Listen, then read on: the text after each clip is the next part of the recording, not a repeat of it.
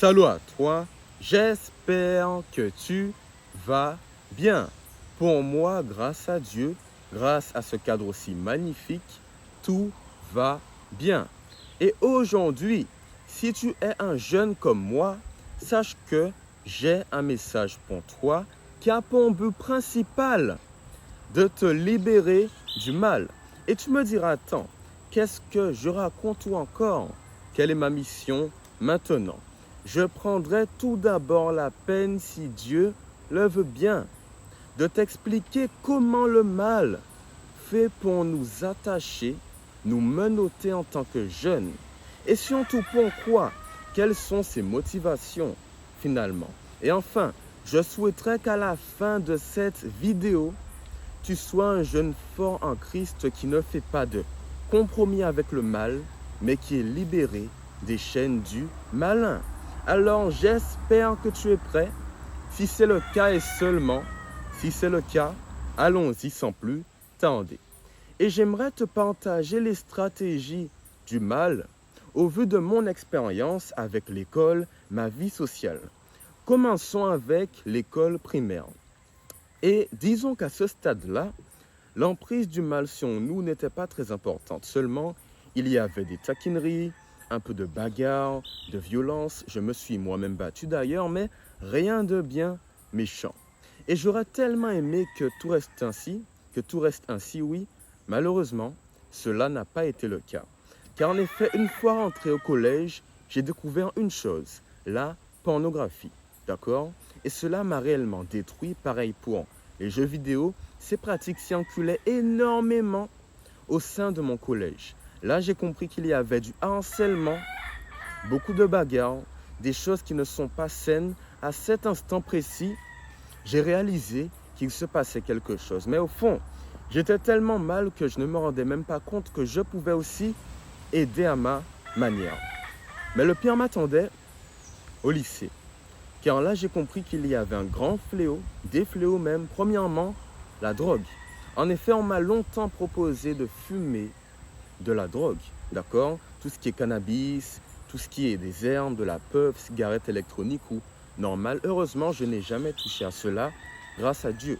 Ou encore l'alcool, la pornographie prenait toujours plus d'ampleur, sauf qu'elle était maintenant mêlée à l'immoralité, à la débauche. Les jeux vidéo, eux aussi, étaient présents, sauf que là, un nouveau phénomène, les réseaux sociaux. Car en effet, moi, j'ai eu mon téléphone très tard, au cours de mes vacances, à la fin de ma troisième, juste après mon brevet.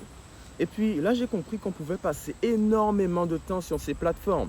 Snapchat, Instagram, TikTok, YouTube. Et au fur et à mesure du temps, je constatais que mes camarades étaient inhibés par cela. Passaient des heures et des heures dessus. Et qu'est-ce que cela faisait? Cela gâchait leur perception de la réalité et prenait leur force spirituelle pour avancer. J'ai moi-même été victime de cela, car quand tu passes des heures sur un écran, tu perds en confiance en toi, en estime de toi, car il y a toujours des normes, car il y a, je répète, toujours des normes à suivre et tu es perdu. De plus, j'ai trouvé donc la dépression, l'anxiété, le stress, l'angoisse, et j'ai vu pour la première fois une camarade de ma classe qui se tailladait les veines. Tellement elle était déprimée, il y avait des cicatrices, pareil sur les épaules, je l'ai vu il y a un an de cela, rien n'allait. Et puis, c'est à cet instant que le mal s'est révélé à moi. Car j'ai compris qu'il y a beaucoup d'éléments qui vont mal dans la jeunesse et qu'il me faut agir. Alors j'ai premièrement dû travailler sur moi, et puis, j'ai fait le travail avec les autres comme je le fais actuellement. Mais je n'irai pas plus loin sur mon témoignage. Seulement, tu sais comment le mal nous attaque en tant que jeunes. Cela pourra aussi passer par des pensées immorales, de violence, de meurtre, de suicide. Rien ne va chez la jeunesse. Et j'en suis un grand témoin, car j'ai côtoyé ceux qui allaient mal, et moi-même j'ai été au plus bas. Mais la question est pourquoi? Pourquoi le mal s'acharne-t-il sur nous, sur nos âmes? Tu sais, le diable a pris connaissance d'une réalité. Et en disant cela, je pense à ma mère. Car en effet, elle m'a toujours dit quelque chose. Je pense que c'est tiré de la Bible. Je n'ai pas encore cherché, mais voilà. Elle me disait, petits enfants, Vous êtes forts car vous avez vaincu le malin. Et je pense que le diable a pris connaissance de cela. Voilà pourquoi il fait tout ce qui est en son pouvoir pour nous cloîtrer, pour nous menotter, afin que nous soyons esclaves de lui, que nous n'ayons pas la force de lutter et d'écraser sa tête, car oui, il sait que nous avons, oui, tous, toi aussi, la capacité d'écraser la tête du diable, oui, en un claquement de doigts. Voilà pourquoi il est autant, enragé pour nous faire du mal. Et je pense que je n'ai pas encore suffisamment complété l'aspect de la motivation. Qu'est-ce qui pousse le diable à faire comme cela? Et pour cela, partons sur une histoire, une comparaison intéressante. Tu sais, au cours de la Seconde Guerre mondiale, le parti nazi donc gagnait du pouvoir. Et les Juifs ont très rapidement été mis de côté. Pourquoi? C'est une pensée aryenne du nazi ou encore d'Hitler simplement. Ok? Les Juifs étaient séparés du reste de la population et étaient donc placés dans des ghettos. Ici, les conditions de vie étaient misérables. De la mort, de la surpopulation, manque d'hygiène, manque d'eau, manque de nourriture, rien n'allait. Et c'est là qu'on va voir l'aspect malsain de l'histoire qui est lié à l'action que le mal a envers nous, jeunes.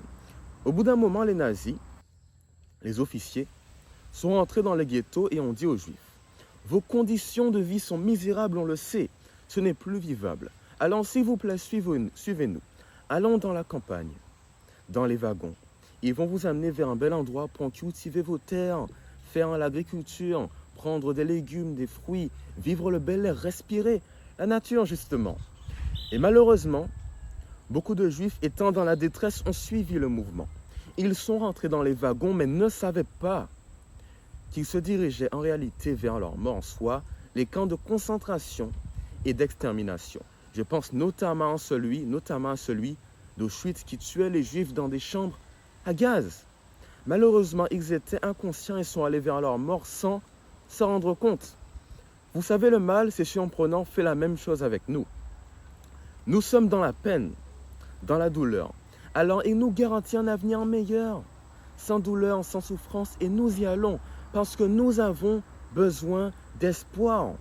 Malheureusement, il te dit, passe du temps sur ton téléphone un peu plus, sur les réseaux. Fais ceci, cela, bois de l'alcool. L'immoralité, ce n'est pas tant mauvais. Tu es jeune, va vers la débauche, la pornographie, ces choses-là. Est-ce qu'elles vont réellement te faire du mal quelque part? Et peu à peu, comme des brebis, comme l'ont fait les Juifs, c'est triste, nous allons vers notre mort éternelle. D'accord? Et pour cela, prenons un exemple concret. Je me rappelle, quand je suis chrétien adventiste, quand je jouais sur ma Nintendo Switch en 4e, quand venait le sabbat, j'étais un peu fatigué. J'en avais marre. Je me disais, oh, je ne pourrais plus jouer l'après-midi. Est-ce que je pourrais réellement profiter de ma vie sur ma Switch? Et finalement, je le faisais. Pour moi, Dieu était une option. Et donc, quand venait le temps de prier, j'étais affaibli. Et donc, je ne faisais pas le nécessaire pour développer cette bonne communion, relation avec l'Éternel. C'est le souci.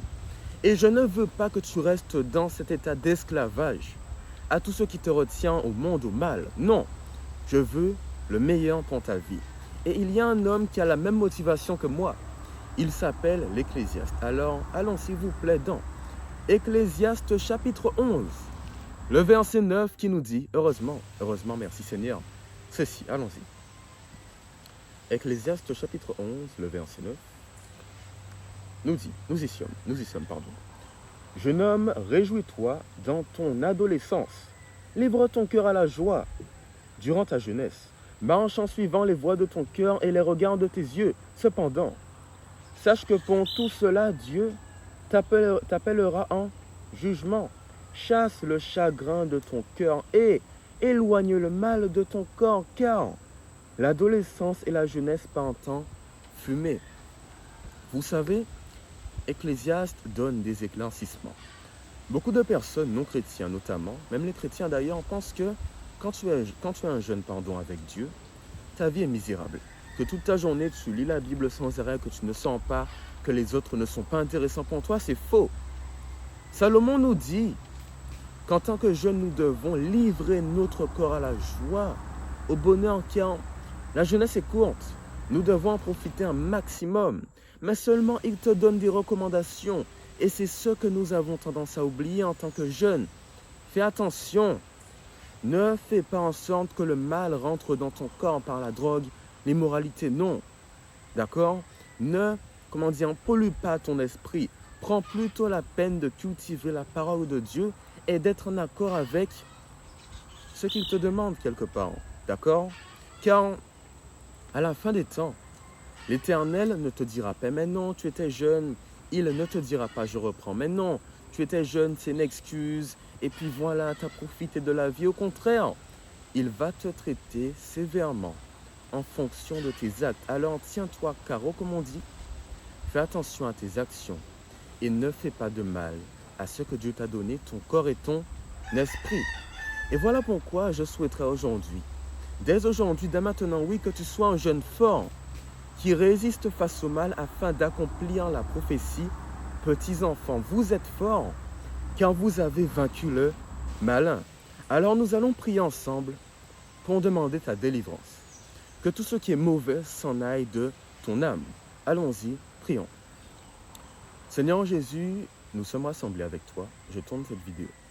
Elle n'est pas seulement pour moi qui était dans la détresse, car maintenant, grâce à toi, je vais beaucoup mieux, mais pour mes abonnés, mes non-abonnés, les jeunes en général qui ont besoin d'une délivrance, qui sont attachés à l'immoralité, à la drogue, à la pornographie, à la violence, aux choses qui ne vont pas bien dans leur esprit, à la dépression, à l'anxiété, au stress, je souhaiterais que tout s'arrête dans leur vie dès maintenant. Qu'ils aient la foi de croire que tu as la clé vers la libération, vers le bonheur et la joie en toi.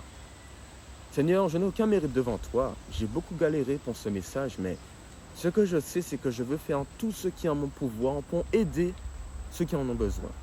Et mon souhait est que les jeunes qui regardent cette vidéo puissent se lever en ton nom, afin que nous soyons forts pour lutter contre le mal et contre sa mauvaise action sur nos vies. C'est en ton nom que je te prie, au nom de Jésus, et pour ta gloire. Amen. Amen. Le message est terminé. Alors bon, j'espère qu'il t'a plu. J'ai partagé un peu de mon expérience, de ma vie, et je souhaite qu'en tant que jeune, tu sois fort. Même si le mal va t'assaillir toute ta vie, tu ne dois pas abandonner car c'est un combat qui en vaut la peine. Alors je compte sur toi. Si cette vidéo t'a plu, en effet, je l'ai faite sous la demande d'un abonné. Merci à toi d'ailleurs, le bonjour à toi, coucou. Tu pourras t'abonner, aimer la vidéo, la commenter, la partager. Sinon, passe une bonne journée.